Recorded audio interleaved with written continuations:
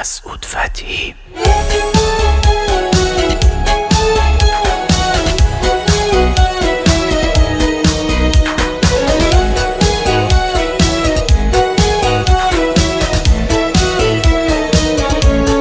شاید میشد خوشبخت بشیم کنار هم دیگه.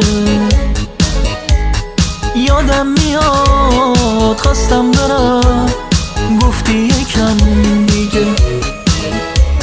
شاید میشد قدر تو رو بیشتر بدونم من. شاید میشد بیشتر از این پیشت بمونم من.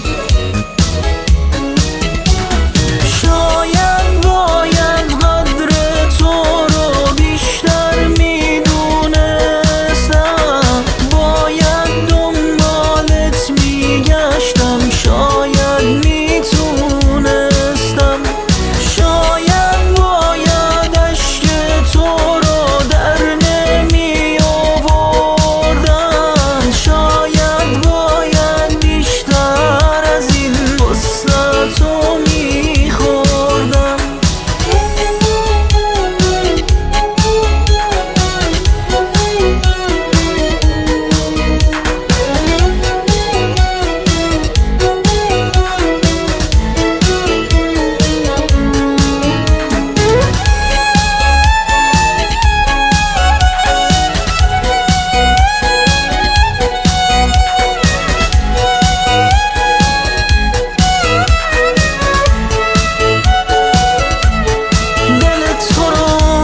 شکستم و حالا پشیمونم.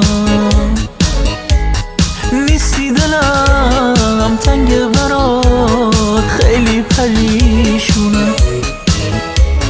شاید دیگه قسمت نشه با هم بمونیم ما.